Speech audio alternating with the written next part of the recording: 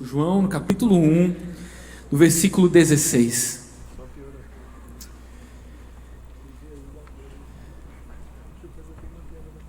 Você encontrou? Amém? Mais ou menos, vou esperar um pouquinho ainda. Se você não abriu ainda ou não ligou as suas Bíblias, João 1, versículo 16. Você encontrou? Amém?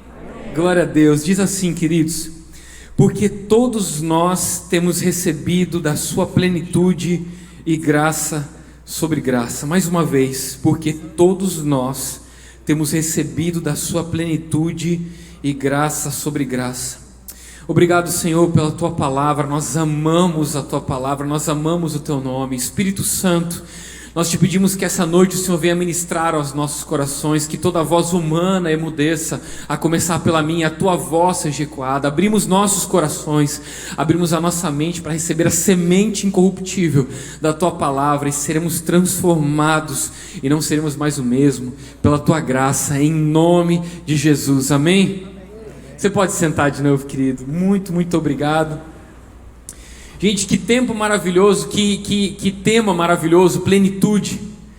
E você tem ouvido nesses últimos dias a respeito de plenitude, e plenitude é ser cheio ou não ter falta de nada, né? Ser pleno, completo, sem escassez, sem ausência de coisas. E teve uma coisa que o pecado nos trouxe, foi carências e ausências, nos trouxe consciência de coisas que nos faltam, quando na verdade Deus sempre nos lembra o que nos sobra. Amém, glória a Deus. Então, gente, Deus é um Deus que tem o desejo de nos encher, amém? Ele tem o desejo de nos fazer plenos. É isso que Cristo veio fazer, veio nos tornar completos. É por isso que toda vez que nós corremos para longe de Deus, na verdade nós estamos buscando saciar nossa sede em algo que não sacia. Só Deus pode fazer isso, só Jesus, como foi pregado aqui pelo Gabriel antes.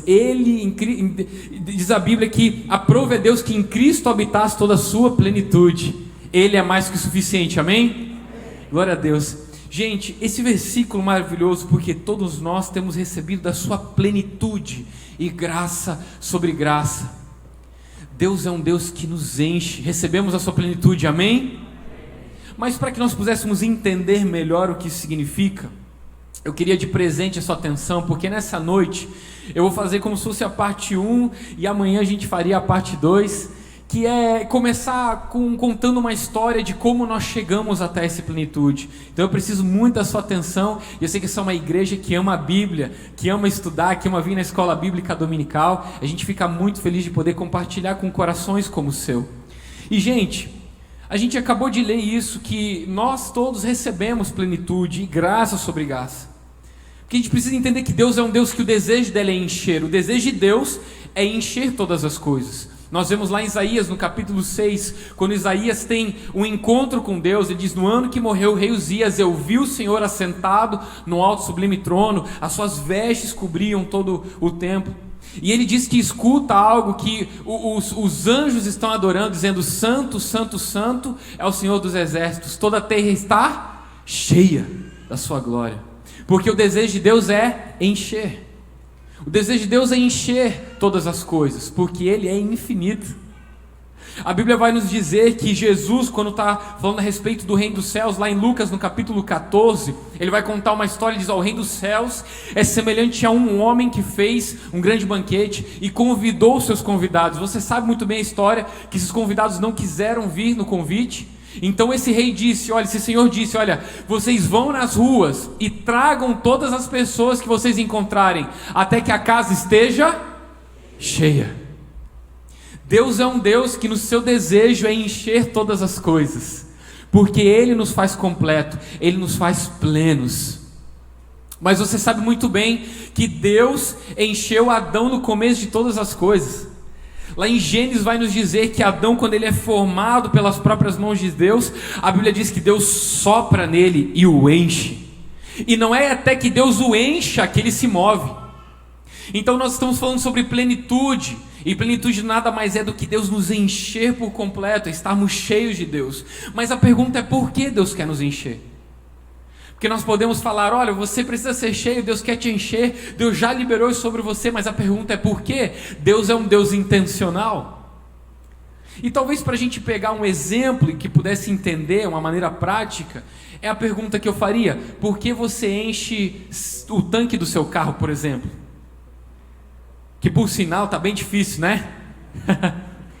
Eu vi esses dias um meme na internet dizendo assim: cheguei lá no posto, falei, coloca R$50 para mim, e ele disse, até daqui a pouco.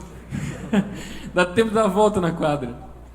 Mas deixando brincadeiras de lado, você enche seu carro para que ele se mova. Você se alimenta, você enche seu corpinho, alguns mais, alguns menos, né? Mas você enche seu corpinho para que ele também se mova, amém? Porque o desejo de Deus não é apenas nos encher por encher, mas o desejo é que quando Ele nos encha, nós possamos nos mover. A Bíblia vai dizer que quando Deus cria a terra no meio de um caos, Ele enche com água. Todos os espaços que estavam vazios agora estão cheios, porque Deus é um Deus que ama encher. E a Bíblia diz que o Espírito de Deus pairava sobre a face das águas, talvez buscando alguma coisa que refletisse seu rosto, até que Deus não deseja mais refletir seu rosto em algo, mas Ele escolhe alguém chamado Adão. E você sabe a história que nós estamos falando. Ele cria Adão, Ele forma Adão e o enche, e agora esse homem pode se mover. Mas no capítulo 3 você sabe muito bem, assim como eu, que algo acontece, a queda do homem. E esse homem que antes era cheio, pleno, agora está vazio. Ele tem carências de coisas, ele tem ausência de coisas. É por isso que você já ouviu falar exatamente aqui sobre isso, que uma coisa que me maravilha é quando Deus vai ao encontro de Adão, e Adão, onde estás, Adão? E Adão diz, eu me escondi porque eu estava nu. E a pergunta de Deus é: quem disse para você que você estava nu? Ou seja, você sempre esteve, mas nunca sentiu falta, você nunca sentiu ausência, você nunca sentiu carência de roupa. O pecado nos trouxe a consciência de que estamos vazios constantemente. É por isso que em todo tempo as redes sociais e todos os lugares que nós vemos tentam nos vender coisa para nos encher. Você precisa dessa nova roupa, você precisa desse novo celular, você precisa desse novo carro, você precisa dessa nova moda, você precisa desse novo aplicativo. Porque parece que nunca nos enchemos. E Deus fala: Adão, eu nunca digo o que te falta, eu quero te ensinar aquilo que eu coloquei em que te sobra, amém? Deus é um Deus que constantemente nos lembra daquilo que nos encheu. Mas o pecado realmente nos esvaziou, tornou lacunas e buracos. Assim que existia uma promessa de Deus a respeito de uma redenção.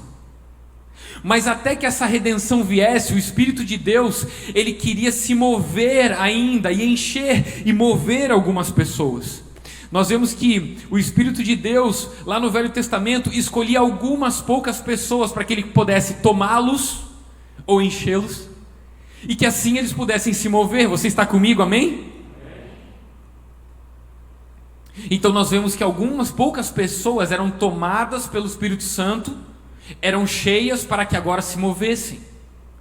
E os homens começaram a buscar essas pessoas para que essas pessoas fossem seus líderes, dizendo: olha, há sinal de Deus sobre essas pessoas, porque elas estão sendo cheias e elas estão se movendo. Existe um sinal sobre essas pessoas que Deus as está enchendo, então nós vamos segui-las.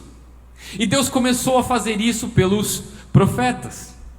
E você sabe muito bem que o profeta, ele tinha das suas características trazer realidades espirituais para o natural. Ele via coisas que outras pessoas não viam. Ele poderia ordenar que acontecessem coisas que outras pessoas não poderiam fazer. Deus escolhe alguns poucos homens para enchê-los, para torná-los mais plenos e movê-los. Glória a Deus, você está comigo? Assim que Ele escolheu primeiro os profetas. E esse sinal para distinguir ele dos demais, nós vemos que os profetas tinham algumas características importantes. Deus disse: olha, o trabalho de vocês é declarar a palavra, e o meu trabalho é fazer o resto, porque vocês têm um sinal de que foram cheios, para que se movessem. Assim que esses profetas tinham uma característica muito peculiar. Você vai ver, por exemplo, que Moisés, quando está no deserto, o povo começa a reclamar de fome, e ele diz: não se preocupem, né? Existe um sinal de profeta sobre mim. Então Deus fala com ele, ele ora, e cai provisão do céu. A Bíblia diz que cai maná do céu. Nós vemos um outro profeta chamado Elias, que no meio da escassez tem a capacidade de gerar alimento para uma viúva. No meio de escassez, quando as pessoas não tinham, quando elas tinham carência de comida, o profeta que estava cheio, que se movia em Deus, agora corvos vêm alimentá-lo, porque havia um sinal sobre ele, amém? Então nós conseguimos identificar que esses poucos homens, eles tinham uma característica, eles tinham um sinal sobre eles. Os profetas tinham um sinal de poder trazer recursos em meio à escassez, pão no meio do deserto, glória a Deus. Quando nós vemos o Espírito se mover e encher alguns desses homens, os homens começam a olhar os profetas dizendo: olha, vamos tornar eles nossos líderes, porque é sinal sobre eles de que Deus os encheu e os moveu. Esse é o primeiro grupo de pessoas que nós vemos que que o Espírito Santo começou a se mover. O segundo grupo de pessoas que nós vemos que o Senhor escolheu para encher e se mover foram os sacerdotes. A Bíblia vai dizer que os sacerdotes, eles eram escolhidos, assim como diz lá em Êxodo, no capítulo 28, 41, quando ele estipula a casa de Arão para ser sacerdote, ele diz assim: e com isso vestirás Arão, teu irmão, bem como seus filhos, e os ungirás, e consagrarás, e santificarás, para que me oficiem como sacerdotes. Você vai ungir eles, vai derramar óleo sobre a cabeça deles. Então o Espírito de Deus pegava, trazia sinal sobre esses sacerdotes, que eram poucos homens, e os enchia, os movia, glória a Deus. Poucos homens, nesse meio tempo, poderiam ser cheios de Deus. Qual era a característica de um sacerdote, já que de um profeta era produzir pão no deserto, ou recursos em meio à escassez? A característica de um sacerdote, de como um sinal de Deus, era poder ministrar a Deus. Eles tinham autoridade no templo para ministrar a Deus. Diga comigo: autoridade no templo para ministrar a Deus. Lembra do profeta? Ele tinha a capacidade de produzir pão no deserto. Repita comigo: pão no deserto. Glória a Deus. Poucos homens que Deus escolhia para enchê-los, pleroma, todo vazio ser preenchido. E os sacerdotes, eles tinham a característica de serem mediadores dos homens a Deus. Eles chegavam e ofereciam sacrifícios pelos pecados do povo, para que Deus pudesse perdoá-los ou cobri-los por um momento. Esses sacerdotes eram como líderes perante ao povo, poucos homens que Deus enchia. Esses sacerdotes tinham autoridade no templo para ministrar a Deus. O terceiro grupo de poucas pessoas, ou poucas pessoas que poderiam ser cheios de Deus e se moverem, eram os reis. Você lê muito bem na sua Bíblia a característica de Davi, de que a Bíblia diz que quando Samuel unge ele, o Espírito de Deus que estava em Saul agora estava em Davi, amém? Poucos homens, assim como profetas, que poderiam produzir pão no deserto como um sinal que estavam cheios e se moviam, assim como sacerdotes que tinham autoridade para ministrar a Deus no templo, se moviam. Agora os reis, poucos homens ungidos, recebiam o Espírito Santo para poder se mover. E nós vemos que a característica desses reis, o toque que Deus deu a eles como rei, era que eles ditavam leis, governavam exércitos, conquistavam territórios. O sinal sobre os reis é conquistar territórios que ainda não haviam sido conquistados.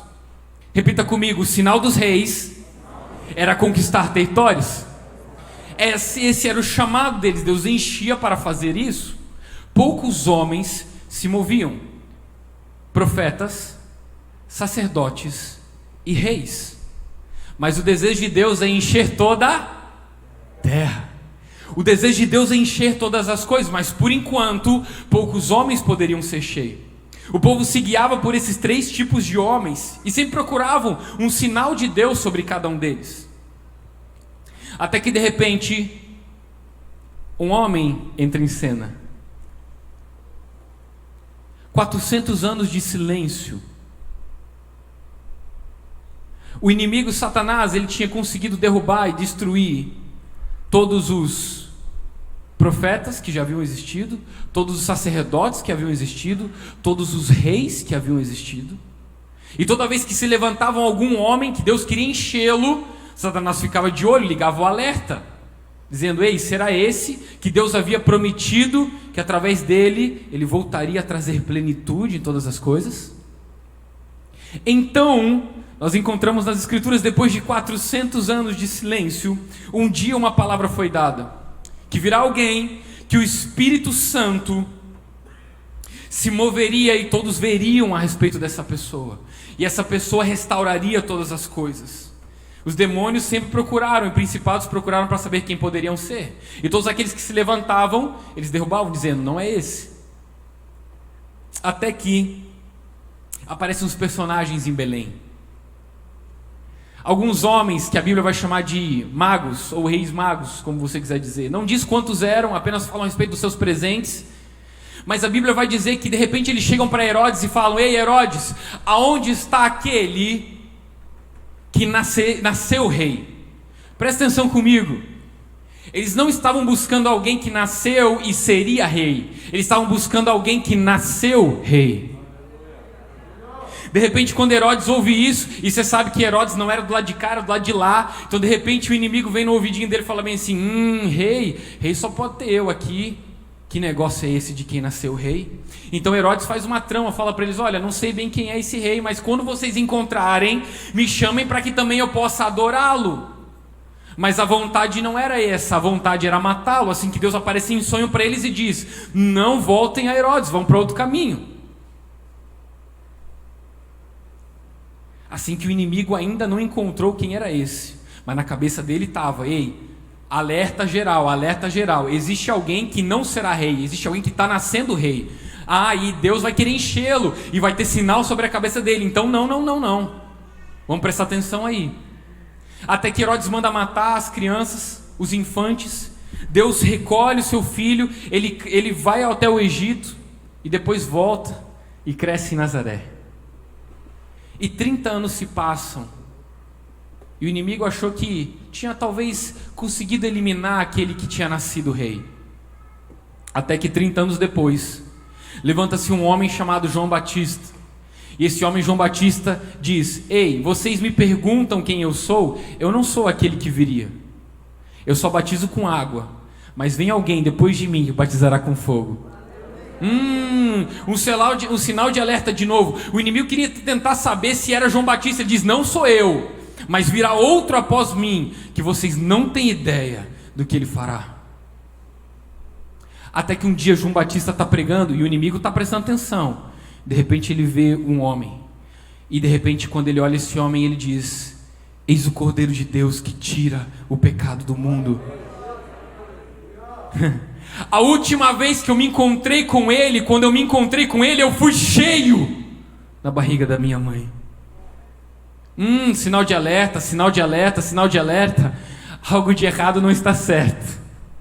O inimigo está buscando para saber quem é esse. Chega até o João Batista e diz: você precisa me batizar. E João Batista diz: não posso batizar você. Como poderia eu fazer isso? Eu não sou digno de desatar a sua sandália. Então Jesus diz: não, é necessário que você cumpra, que se cumpra toda a justiça. A Bíblia diz que quando João Batista desce ele até as profundezas da terra e Jesus sobe, ele vê um sinal do Espírito descendo sobre Jesus, aquele que seria cheio.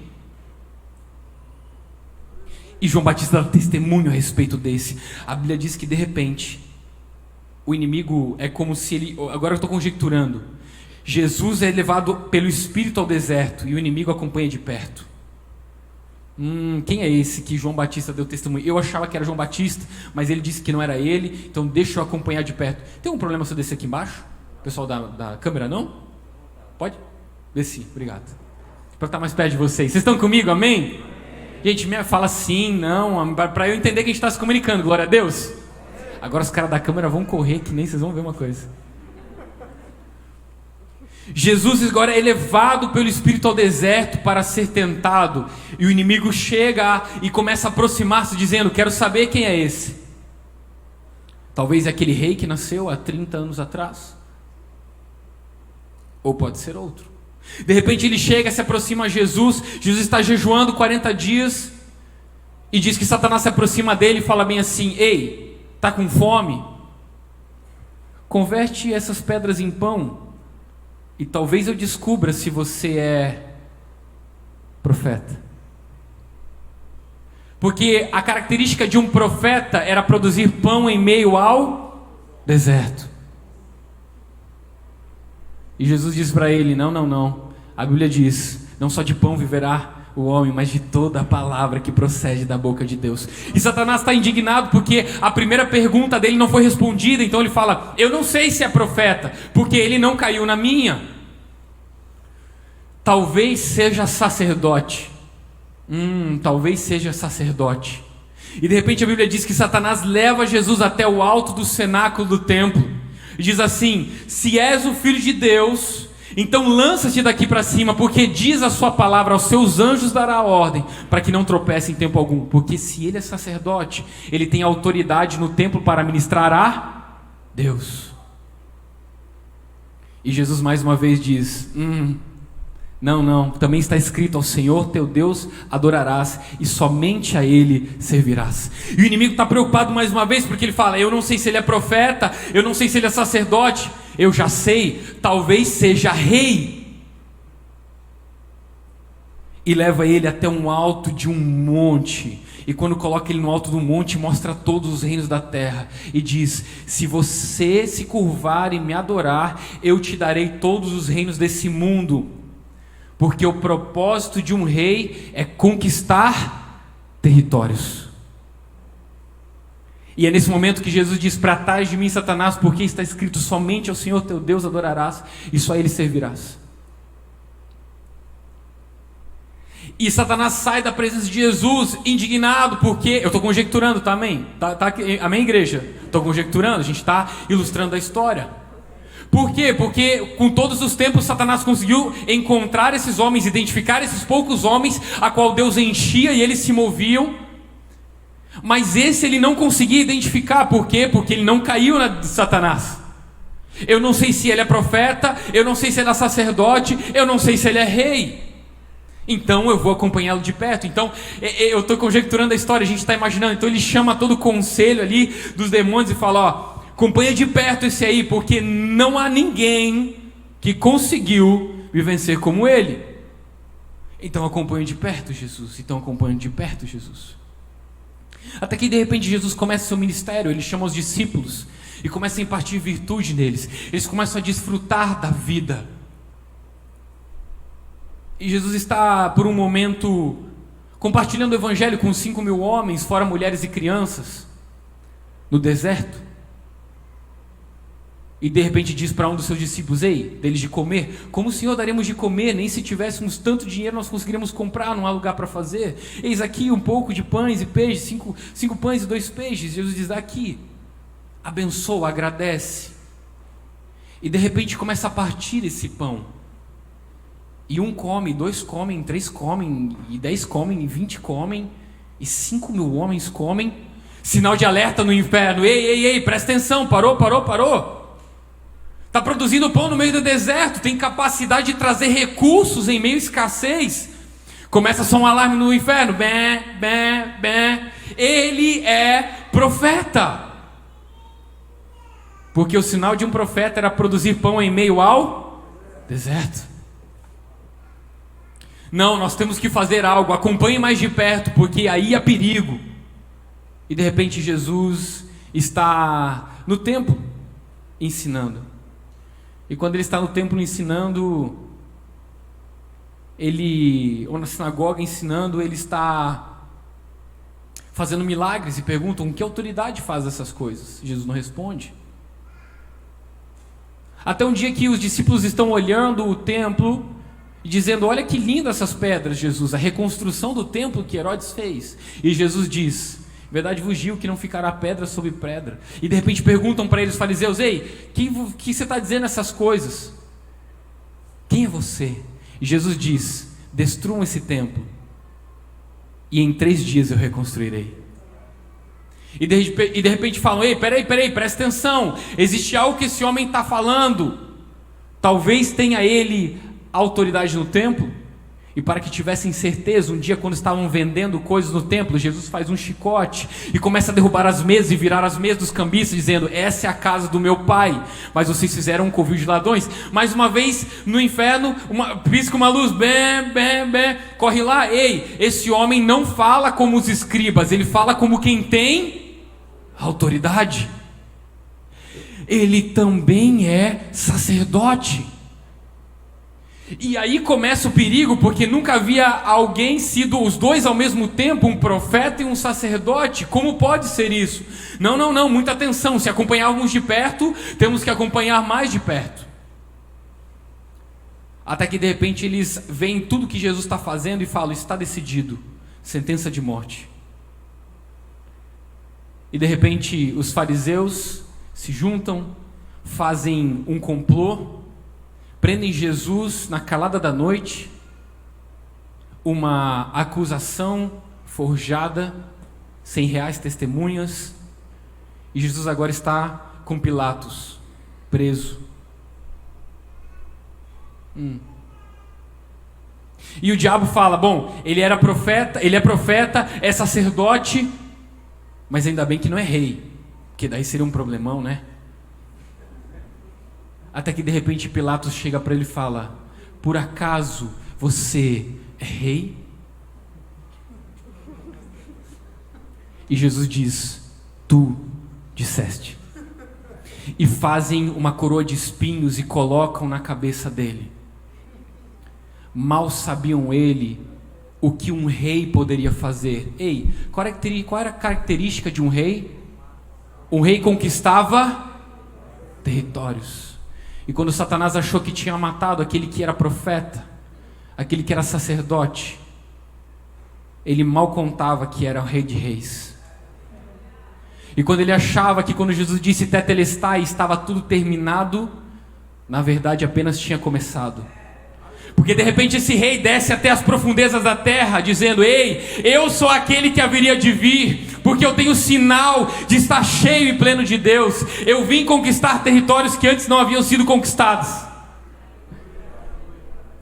E agora as chaves da morte e do inferno pertencem somente a ele. Mas a história não termina aí. Por quê? Porque o desejo de Deus é encher toda a terra. Ei, Adão, eu sou o fruto que estava pendurado na árvore da vida. Noé, eu sou a arca da salvação. Abraão, eu sou o cordeiro preso pelos chifres. Moisés, eu sou o candelabro do tabernáculo. Sansão, eu sou o leão morto com mel por dentro. Satanás achou que tinha matado o cordeiro, mas ele despertou foi o leão. E se ele achou que estava ruim, ia ficar muito pior. Porque em Atos, no capítulo 2,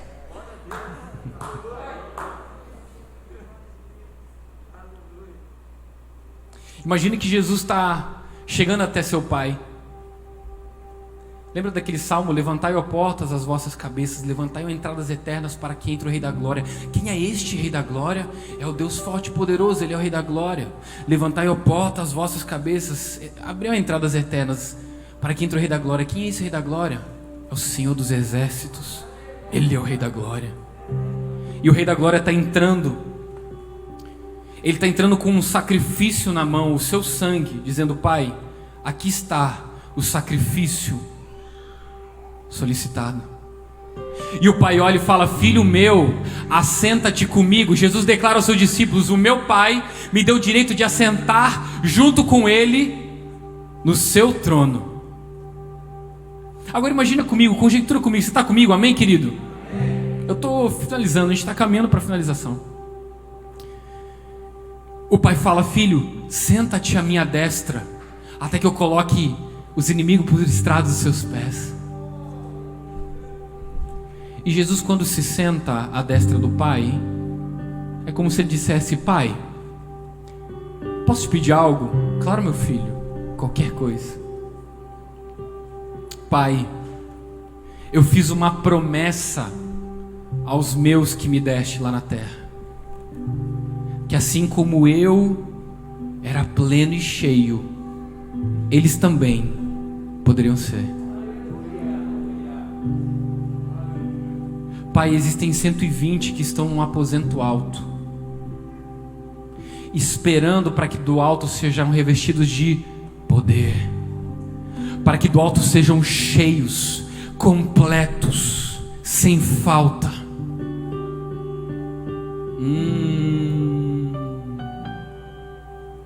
Pai,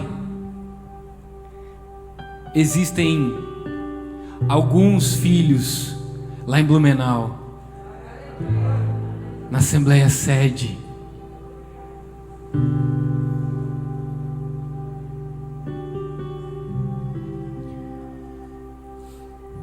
e acontecerá depois que derramarei o meu espírito sobre toda a carne. Vossos filhos e vossas filhas profetizarão, vossos velhos sonharão, os vossos jovens terão visões, e até sobre os servos e as servas derramarei do meu espírito naqueles dias. Pai, existem alguns que estão lá, que creram em mim. Se Satanás achou que estava ruim, ia ficar muito pior, porque de um o Senhor fez muitos. Se poucos homens eram cheios do Espírito dele para que se movessem, para que produzissem recursos em meio à escassez, para que tivessem autoridade no templo para ministrar a Deus, para que tivessem autoridade para conquistar territórios antes não conquistados, agora não existem agora alguns poucos escolhidos. Todos quanto o receberam, o creram no seu nome, deu-lhes o poder de serem feitos filhos de Deus. Agora você está entendendo o versículo que eu comecei a ler, querido? O versículo que eu comecei a ler em João, no capítulo 16, porque todos nós temos recebido da sua plenitude de graça. Sabe por que João escreveu isso? Porque ele estava lá em Atos no capítulo 2. Ele sabe o que significa isso.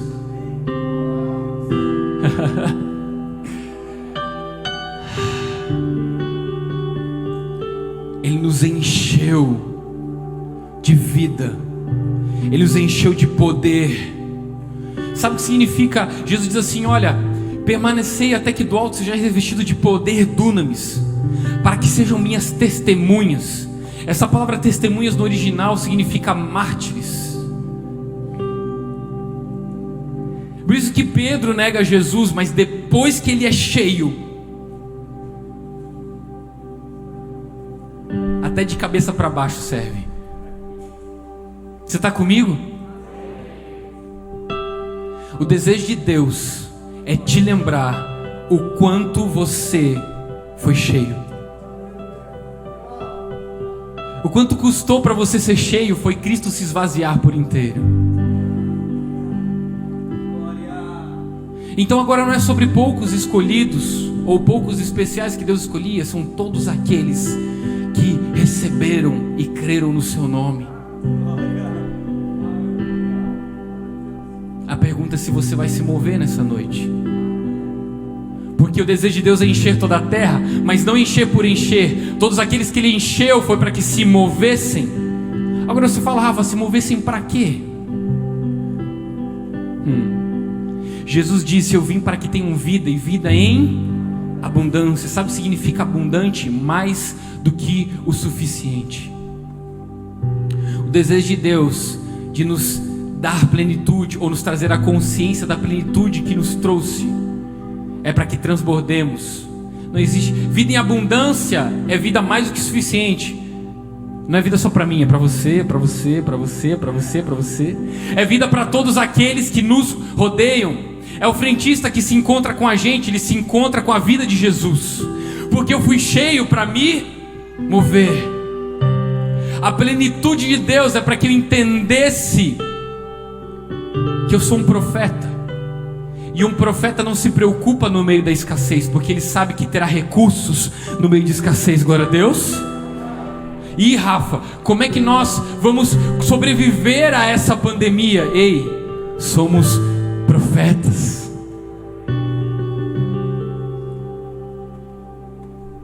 E Rafa, você não sabe, as igrejas elas não poderiam, mas elas estão esvaziando de pouco em pouco, porque as pessoas estão com medo disso que está acontecendo. Ei, Deus nos fez um reino de sacerdotes.